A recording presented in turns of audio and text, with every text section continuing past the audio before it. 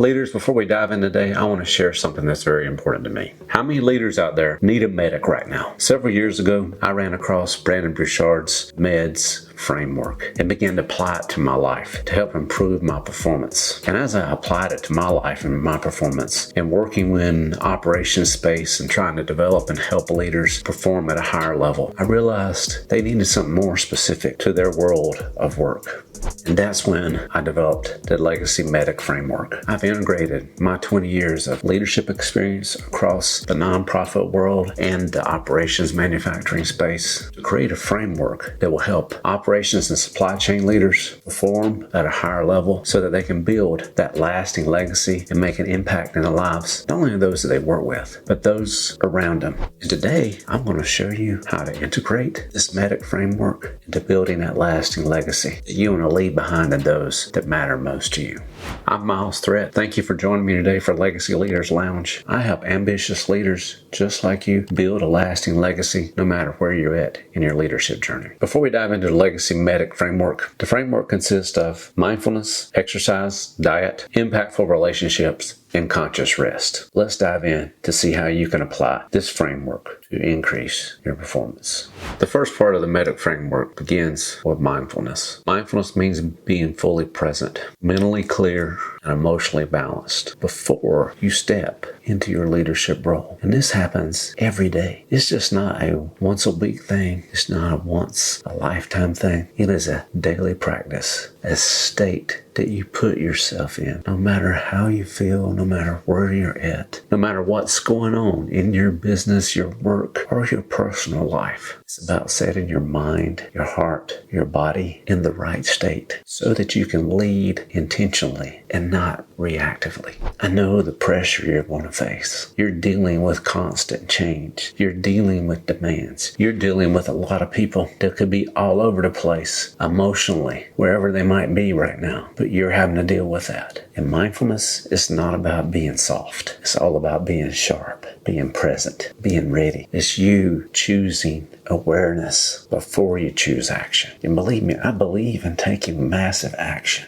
Before you take that massive action, make sure you're fully aware and you've set your state for that day, for what you're about to face, what you're about to do. Some ways that you can do that is you can spend the first part of your day, 2 to 5 minutes of your day, just creating a clarity routine for yourself, using some deep breathing exercises to help you get started and setting your intentions for that day. And then as you go through the day, you can do mindfulness walks as you walk about your business or you walk about the plant and you're setting your intentions as you take that walk. You're being fully present to those around you and the situations, potential problems, potential issues, but you're being mindful about them. You also can use mindfulness as a crisis management tool. And if you're an operations leader, believe me, you're going to face some kind of crisis that day. It could be a major quality issue. It could be a mechanical issue. It could be a people issue that could lead to a massive crisis. And what are you going to do in those situations? You're going to pause. You're going to do some deep breathing. You're going to do some reflection. And then you are going to respond. As you're going about your day and you're passing along work to other people, you're being mindful and aware about how you hand that off and how you help them set their intention for that day. You have to set that daily awareness for yourself. But as you set that daily awareness for yourself and being mindful, start tuning in to the people, to the problems, to the progress that you want to make. And as you tune in, lead with emotional intelligence, not just your technical skills. You got the role, most likely, because of your technical skills. And the thing that you need to work on most to get the results you're looking for is tuning in, not only to yourself, but to those around you. The challenge for you is to be more mindful and start your day with a 2 to 5 minute deep breathing mindfulness practice that helps you set your intentions for that day so that you can lead with emotional intelligence and lead with your intentions instead of your reactions. The second part of the legacy medic framework is exercise. I know you're probably walking around that shop floor a lot. You may be super busy and you're going to meeting after meeting, but exercise that I'm talking about is a decision that you've made to make your health a priority. It's a decision that you've made to move your body on a regular basis. It's a decision you're making to not only energize your body, but energize your mind. You see, physical energy fuels your mental energy. And if you're an operations leader out there and you want to be more mentally sharp, you need to be making sure you're physically sharp by having a consistent exercise routine for yourself. You're making a decision to move first instead of reacting first. See, your energy level is going to be your leadership advantage. When we move our bodies, we move our minds. And every step that we take towards energy is a decision towards better leadership today. And what does that look like for you as an operations leader or an entrepreneur out there or a nonprofit leader? It means that you walk your area, your company, your business with a purpose. You can use walking and problem-solving discussions as a way for you to interact with your leadership, and you're helping them move as well. You're being improving on your physical health, but you're being mentally sharp because you got the movement going at the same time. It means that you can have walking meetings instead of sitting at your computer or in a conference room somewhere. You can walk and have that meeting with your team or with those one-on-ones.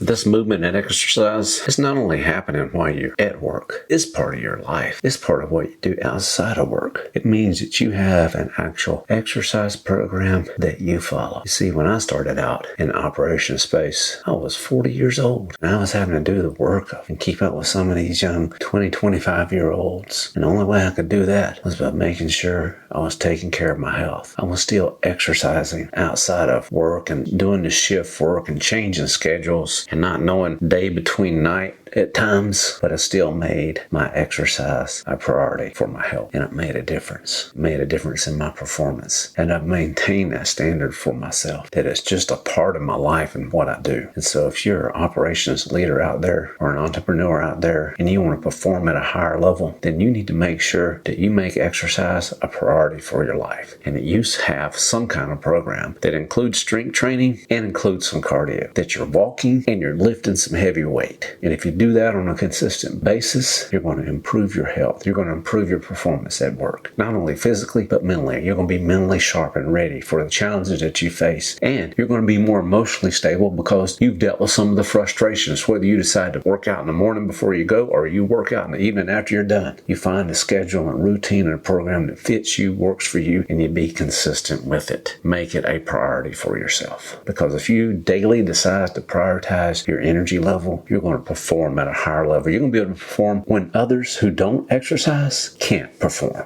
When you make exercise a priority, you're deciding to lead with clarity and strength. And as you go about your day, you're going from meeting to meeting, or you're dealing with different problems day in and day out, you need to have some movement breaks where you're walking either around the shop floor or different parts of your facility in your area so that you keep yourself sharp throughout the day, especially as the day gets longer and you might get tired. We all hit that afternoon lag, either after we've been busy or we have a nice meal and feel very full. Believe me, I know it doesn't matter today. It doesn't matter how much sleep I've had. I'm going to have the most adequate amount of sleep the night before, and by that 1:30 or 2 o'clock, I am ready to take a nap. And honestly, if I could just go take a 15-minute nap, that would be the best thing for me. But I know sometimes you just can't do that when you work for somebody else. It's frowned upon. You might be judged, but hell, sometimes you just need to go find your room somewhere and go take that 15-minute nap. Take that power nap, or do it during your lunch break. Take that nap in your vehicle if you need to. Give yourself that break. And if you can't do that, get up and move around. Move around for 5 to 10 minutes. Get your body moving. Get your mind moving. Just lead by example. Show your people that motion creates momentum, and keep that momentum going for you. So I have a challenge for you. That challenge is this week, start your day with 5 to 10 minutes of some kind of motion or activity. Whether you're doing stretching, whether you're doing some walking, whatever it might do, get your day started that way. Get your body moving to get your mind moving. The third part of the legacy medic framework is diet. How are you fueling your body? It's about you adjusting what you consume. Food, water, information, conversations, so that you stay strong, clear, and sharp. You see, what we put into our body fuels what we put out into the world. And great leaders adjust their fuel to match their mission. So how big is your mission? How long do you want to really be around? How much impact do you want to make? Because if you're not fueling your body correctly, you're not going to make a long-lasting impact, because you're killing yourself with junk food and crap that doesn't give you the energy you need to perform at a high level. See, good food equals good focus equals good results. So how are you fueling your body? As an operations leader, you need to make sure first that you're hydrating yourself well. I don't know what your work environment is like, whether it's air conditioned or not, or whether it's climately controlled or not. Either way, you need to be consuming water and hydrating yourself. Yeah, don't get me wrong. I love to have my coffee and my caffeine, but when I wake up in the morning, I'm going to chug me a glass of water. Actually, I'm going to chug it with some Baja mineral salt, put me a half a teaspoon in there, and drink me about 16 ounces of water that way, so I can be hydrated for the day before I consume my coffee. And I'm going to start with hydration. And you should start with hydrating yourself. The colas, the juices, all that crap, you don't need it. You need just some good old water. Just like we talked about being mindful and aware, you also need to be mindful about the food that you're consuming. And I know maybe your business has that nice micro market that's full of shit that ain't worth eating. Let's just face it. You walk through it, it's nothing but chips, cookies, candy, crap. Maybe the beef jerky and the nuts. Sometimes they might have boiled eggs in the refrigerator. But if you look at those packaged sandwiches with that packaged meat and all that crap, that's not going to help you perform at a high level. But if you're going to perform at a high level and you're going to consume healthy foods, you're going to need whole foods. And you're going to need to prepare them ahead of time, or you're going to need to purchase a pre-packaged meal kits if you want to go that route. Either way, you have to plan first, and then you prepare it. And it might mean that you consistently eat some of the same things on a regular basis. But if you're fueling your body and you're making your health a priority, you are going to benefit in the long run. But it's you making the healthy choices. It's you making the healthy decisions. And if your break room don't have the good choices, then you need to prepare for it. You need to plan for it. And that's what you use your weekends for. And if you want to perform at a higher level, you need to adjust your inputs to meet the energy that you need. And the way you fuel your body is going to help you provide that energy. And if you're one of those leaders who feeds yourself wisely, you're going to be able to feed others. You're going to be able to feed into your people. You're going to be able to feed into your workload. You're going to be able to perform at that higher level to set yourself apart. And so those people that are sitting around eating candy bars and potato chips and shit all the time, you're going to eat healthy, whole foods so that you can outperform them. Because that bad diet equals bad focus. That good diet is going to give you good focus. It's going to give you good energy. It's going to keep you sharp. And one way you can start that today is start out by fueling your focus, by planning the meals that you're going to eat and preparing them ahead of time. Work on putting together the grocery list, shop for it on the weekend, cook it on the weekend, prepare it all ahead of time. So all you're doing is grabbing and going that morning as you're heading out the door, and you know you've got the fuel that you need to perform at the level you want to perform at. The fourth part of the Legacy Medic framework is impactful relationships. Impactful relationships means that you're building real, strong, meaningful connections that drive better results. So you can't perform at a high level without trust, respect, and collaboration across your teams and partners. See, success ain't going to happen in a silo. It happens through those connections. And as an impactful leader, you're going to build trust. You're going to celebrate wins, and you're going to lift other people up daily. Those relationships around you, they're going to help you drive that performance. And one way you can do that is you have those daily 5-minute check-ins with your leaders around you. Check in on your people. See how they're doing. See what's going on. How are they feeling that day? It's not always asking about the business. Really and truly, it's asking about them. Show that you care. Listen and show that you're interested. Hear them out. Listen first. Listen to understand before you begin to speak, guide, and direct. That means You build that trust with your suppliers and those partners that you're working with. You're showing respect and you're being collaborative in your work, because that is going to drive their performance as well, to help their performance meet your performance standards so that you're on the same page. It also means you're celebrating the accomplishment of your team. You're actually walking around seeing what they're doing right. You're not focusing on the bad, you're focusing on the positive. You're hunting the good stuff that they're doing, and you're recognizing them for that, and you're acknowledging them, and you're speaking to them, and you're reminding them of the good work that they're doing, because that's what's going to make an impact. That's going to build that relationship. And then if you have to correct someone, yeah, you got to do that. But go out there and hunt the good things that they're doing and recognize them for it.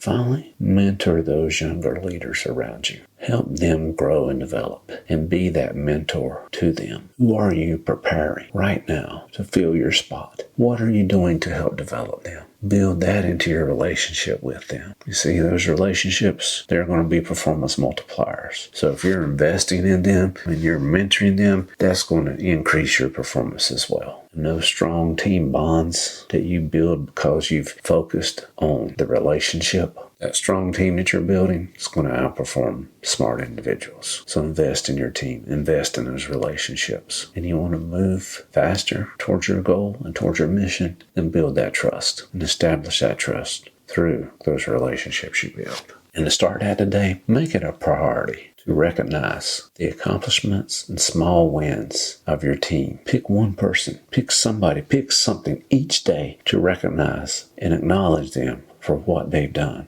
and see how that drives your performance and your team's performance. The final part of the Legacy Medic framework is conscious rest. Conscious rest is intentionally planning for your recovery. It's trusting yourself and investing in yourself to rest, recharge, and come back stronger. Hey, God rested on the seventh day. You need to make rest a priority for yourself. See, those good leaders, they protect their energy. They also protect their people's energy, because they trust that growth comes from recovery. And if you're not planning your recovery and making it a priority, you're not going to grow. You're going to wear yourself out. You're going to burn out. And rest isn't weak. Recovery is leadership. Trust is built when you, as a leader, show that you care enough not only to recharge yourself, but you care enough for your team to recharge. You protect their well-being. So what does that look like in an operations environment that runs nonstop? Maybe you're running 5-6 days a week, 3 different shifts. What does that look like? How do you do that? How do you recharge? And if you're one of those organizations out there and you're making your leaders do mandatory 10 to 12 hour days, and you're not giving them enough time to rest and recover, it's no wonder your performance sucks, because your leadership sucks, because you're not giving them time to rest. That's right. If you're the leader of that organization, you're listening to this right now, and you can't reach your KPIs without your leaders working 12 hours a day, then you're screwed up. And it's your fault, not their fault. It is your fault, because leadership has a lid, and you're the lid that's holding them back. And that's right. I'm talking to you. And if you work for a company like that and they're not giving you the space to rest and recharge, I think it's time for you to leave, because they don't give a shit about you. They've proven they don't give a shit about you. So what does that mean during your days? That means when you take your break time, you take your break time. Don't answer their call. Don't answer the radio. Turn it off. Go enjoy your break. You need a nap during your lunch, go take it. You need to go sit at your desk and get some work done, and they're bitching at you because you're not out there on the line. Screw them. Put yourself first. What's the worst they can do? Fire you? If you died today, they're going to replace you tomorrow anyway, so they don't give a shit. Make yourself a priority. Make sure you get rest. But that also means when you leave, whether you work in those 10 to 12 hour shifts, and I've done those 12 hour shifts. I've chose to do them. And I can tell you, 12 hours after 3 days in a row, out on that shop floor, you don't feel like walking anymore. You've had it. All you got time for is to eat and sleep. And you need to make that sleep a priority. Even if you're rotating shifts, you need to make sure you have your own shutdown schedule as you leave work. You need to turn every bit of that off. Let it go. As soon as you walk out that gate, don't respond to a text message. Don't respond to an email. Don't respond to a phone call. They'll figure it out. I promise you. And if they threaten to fire you, screw them, because they don't care about you anyway. Because once you leave that facility, let it go. Focus on yourself. Get your rest. If you're working shift work, I know it's not mine, but when you're on that shift, have a consistent bedtime. Have a consistent time you wake up. Make sure you're getting 7 to 8 hours of sleep. Make sure you're getting rest. Make sure you have your own shutdown routine. And then you need to schedule your own mental health check-ins. You need to have somebody you can talk to when you're dealing with stress and frustration, or if you're having to do those long shifts without any breaks. And then you need to have real unplugged time. That means when you're done with your day, you turn this thing off or you ignore everything. Ignore their text messages, ignore their emails, ignore their phone calls. You can text them back and say, hey, I'll get back to you tomorrow when I'm clock in, because I am clocked out. And anytime you take personal time off, you need to make sure you don't do anything for them. Yeah, you get your work done ahead of time. You line up people to take care of responsibilities for you. I'm saying, yes, you ignore your work when you're off, but you've set up beforehand people to take care of your responsibilities while you're away. And you fully disconnect and you fully give yourself a chance to rest, refocus, recharge, make your mental health a priority for you. And as you model this, not only will you be able to trust yourself more, you'll be able to trust your team more, because you're in a mentally clear state. See, that trust is going to be built when people see that you value your well-being, not just your output. See, that rest, it's a leadership skill. It's not a weakness. So make it a priority. Consistently go to bed at the same time. If you consistently do that, you're going to consistently wake up at the same time. And making sure you're getting 7 to 8 hours of actual sleep. And then when you take time off, and completely unplug. And one thing that you can start doing as a leader and make this a practice for you is to ask yourself and your team regularly, how do they plan to recharge over the weekend? And make sure you plan some time for yourself to recharge so that you can perform at a higher level. Most leadership failures in operations doesn't happen because people don't know what to do. It happens because leaders are not in the right state to lead well when it matters. The Legacy Medic framework solves that problem by building a sustainable leadership rhythm, body, mind, and spirit into your day before the chaos can throw you off. And if you've worked in operations long, you know the chaos can get intense, and there's going to be some form of chaos most days. So this isn't just another framework. This is your blueprint to sustainable excellence. So the challenge for you today is, what one component of the Legacy Medic framework are you going to implement today? Share it in the comments. Also, check out the description below for your free PDF link to the Legacy Medic framework. I'm Miles Threat. Thank you for joining me for Legacy Leaders Lounge, where leadership isn't just a title, it's your legacy in motion.